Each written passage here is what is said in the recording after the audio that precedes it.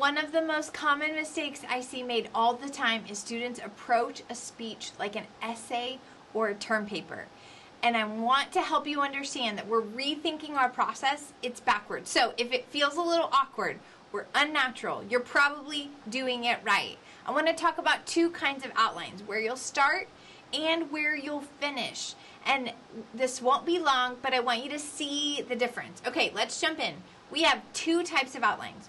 The working outline is just that. You're working on it.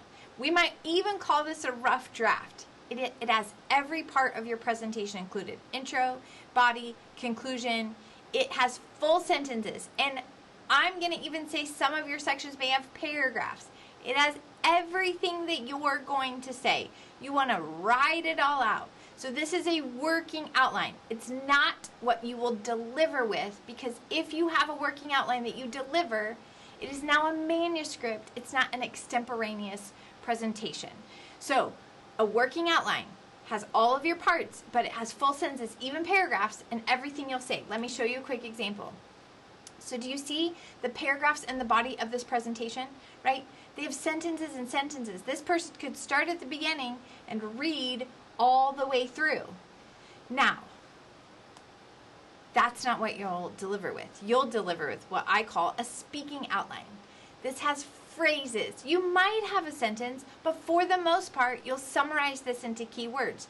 These will give you what you're going to say. They're clues, so as you've practiced and you get familiar, not memorized, but you can deliver. This is your delivery outline. So you start with all the words and end up with few words. Now remember, in English class, you probably write a basic outline that has a few words, and then you write the paper. So in this class, you're kind of doing it backwards. So let me show you an example of your speaking outline. Okay, this is shorter. It should be on one page, right? You see maybe one sentence. We could even summarize that to a phrase on here, but it is not paragraphs and paragraphs. So I want to know what you're going to talk about, but you're going to have, it's going to be a little, I'm going to zoom in just a little bit so that you can see, right?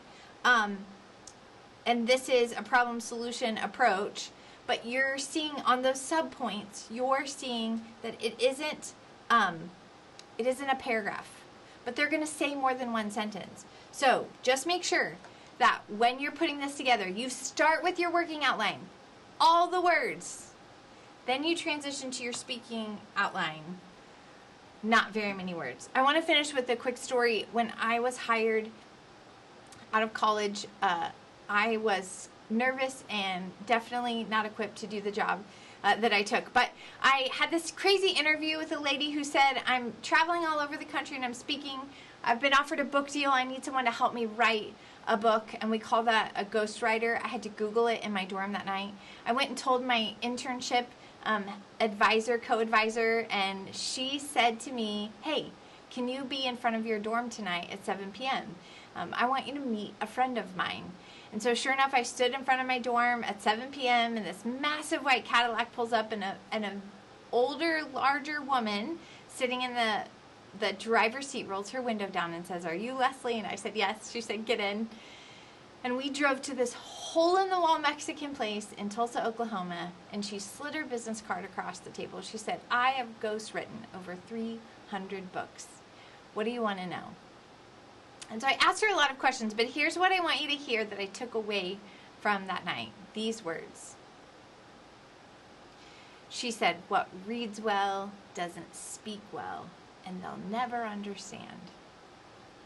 And what speaks well doesn't read well.